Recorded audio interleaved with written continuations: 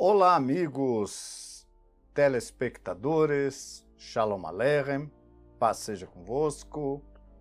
Eu sou o Rabino Ishai e este é o programa Shabbat Shalom, um programa voltado ao estudo das Parashiot, ou seja, das porções da Torá que o nosso povo estuda em todas as sinagogas do mundo.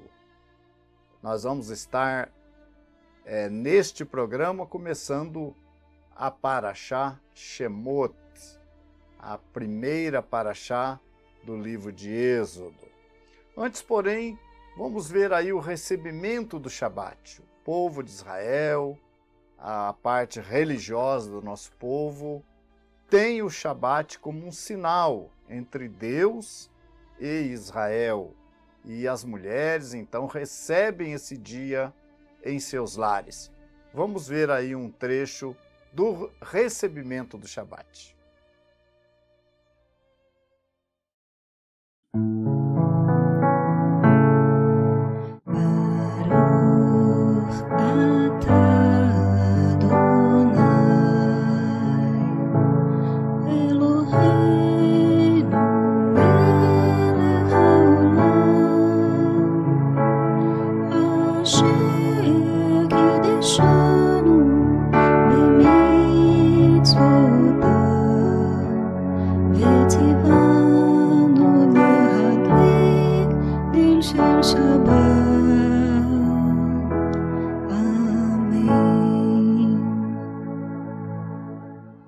Continuando então o nosso programa, vamos estudar hoje a Parashá Shemot. Parashá muito interessante, porque ela começa a contar a história do nosso povo depois da morte de José. Nós temos aqui que depois que morre José, diz aqui, e morreu José, capítulo 1, versículo 6, diz, e morreu José e todos seus irmãos, e toda aquela geração. Vamos ver aqui na Bíblia, João Ferreira. Sendo, pois, José falecido, e todos os seus irmãos, e toda aquela geração. Então, José havia sido governador do Egito, a gente já estudou isso nas Parashot anteriores. José havia sido governador do Egito. Ele traz a sua família, ele traz Jacó e seus irmãos para o Egito durante aquele período de fome, e ele se estabelece no Egito, tem todo o apoio de Faraó, mas chega o momento em que José morre, José falece. E o que acontece? Acontece que os próximos governantes do Egito, eles não conheceram ou não tinham bem em mente a história de quem foi José. E eles perceberam um fenômeno interessante, que o povo de Israel estava crescendo muito no Egito. E eles temeram que com o crescimento do povo de Israel, mais tarde pudesse haver uma rebelião contra o governo do Egito. Então, eles passaram a tramar contra o nosso povo de Israel. Como parar o crescimento daquele povo ali? Como tomar uma atitude que pudesse garantir a segurança do Egito? Então, eles estabeleceram ali, pela ordem de Faraó, que fossem mortas as crianças dos israelitas que nascessem. Então nós temos aqui no capítulo 1 de Êxodo, as parteiras se movimentando, e o verso 16 diz o seguinte, e disse, quando ajudardes no parto as hebreias, e as virdes sobre os assentos, se for filho, matai-o, mas se for filha, então viva.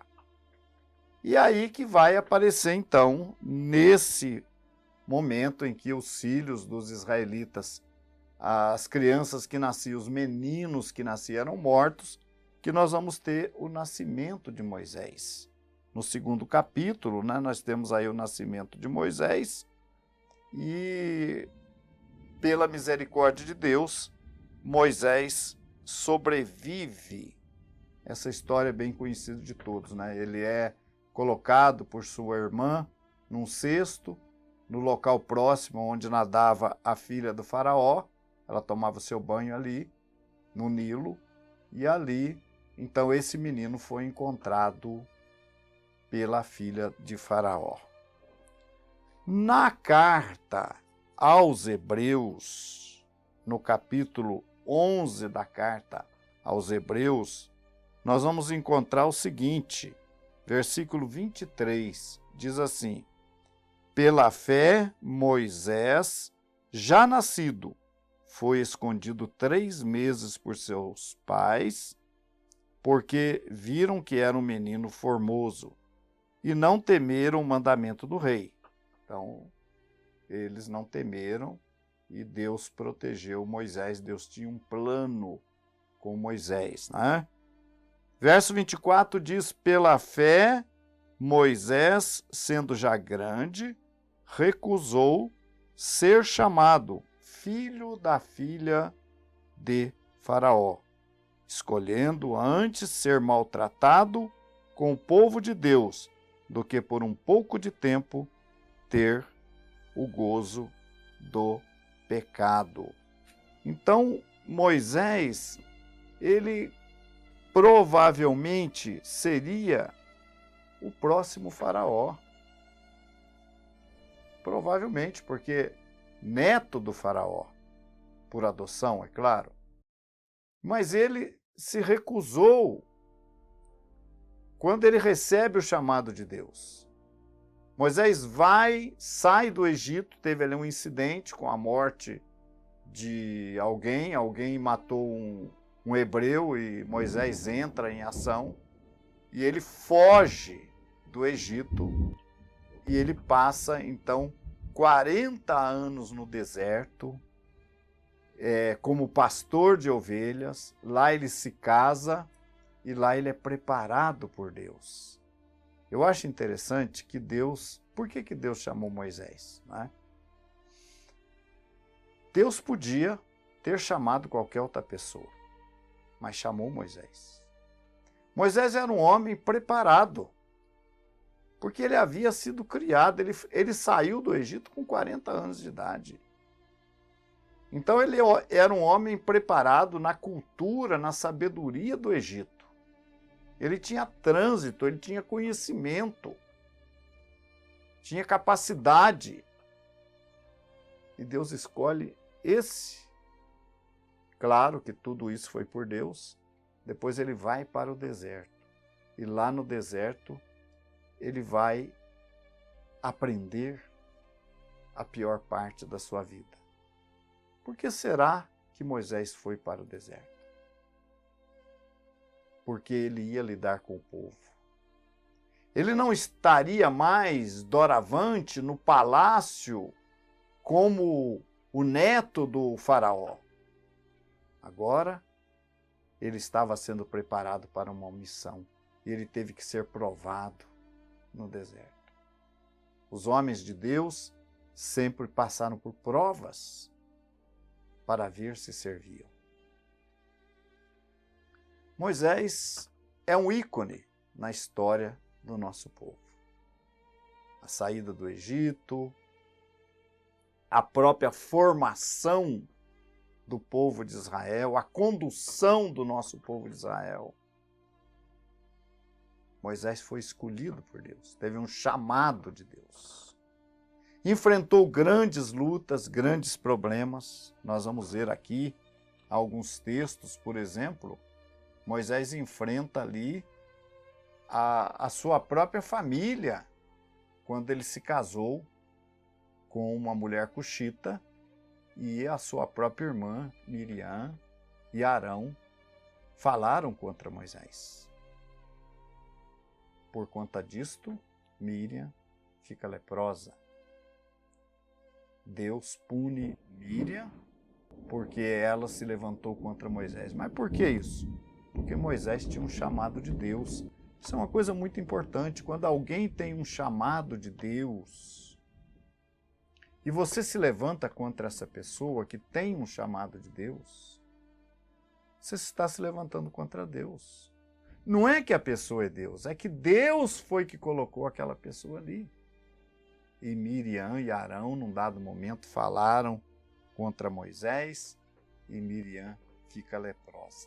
Nós vamos ter depois o incidente de Coré, Datã e Abirão, se levantando também contra Moisés, tentando ganhar a confiança do povo e destituir Moisés. Eles se esqueceram de que Moisés havia recebido um chamado do próprio Deus.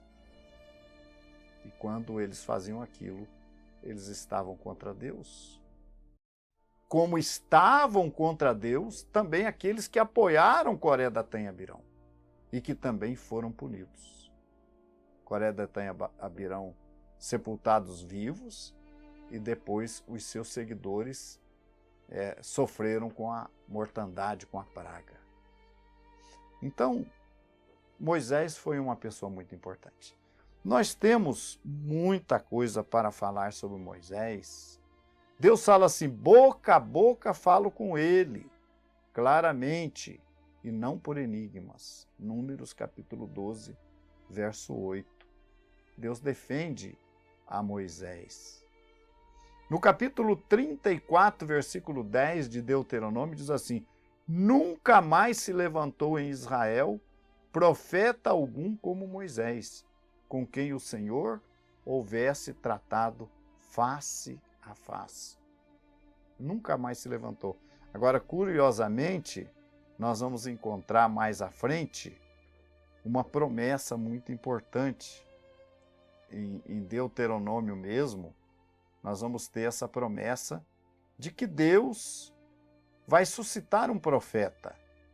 Está no capítulo 18 de Deuteronômio, Devarim, que diz assim, suscitar-lhes-ei um profeta no meio dos seus irmãos, semelhante a ti, em cuja boca porei as minhas palavras, e ele lhes falará tudo o que eu lhe ordenar. O livro de Atos vai confirmar essa passagem, Atos capítulo 3, verso 22, vai dizer o seguinte, disse, na verdade, Moisés, o Senhor Deus vos suscitará dentre vossos irmãos um profeta semelhante a mim, a ele ouvireis em tudo o que vos disser. Acontecerá que toda alma que não ouvir a esse profeta será exterminada do meio do povo. Então Moisés, a Yeshua, o judeu, o Messias do nosso povo judeu, era uma figura de Moisés. Não é? O Senhor levantará um profeta semelhante a mim. E a única pessoa no decorrer dos séculos que se apresentou semelhante a Moisés foi Yeshua, o nosso Messias, o Messias judeu. Nós vamos ver um pouco agora de nossa adoração israelita e aproveitamos para estender o nosso convite para que você que quer conhecer uma adoração israelita, venha nos visitar. Vamos ver.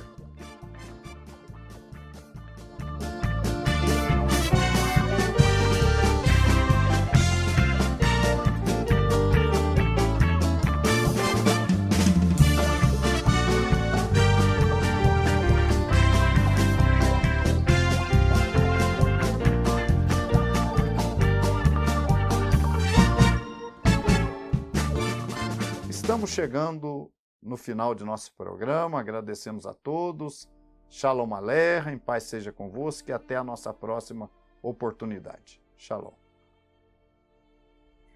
A Congregação Israelita da Nova Aliança em Curitiba agradece à Rede Super de Televisão e à direção da PIB Curitiba por esta oportunidade, certos de que o Eterno nosso Deus abençoará aqueles que abençoam o seu povo, Israel.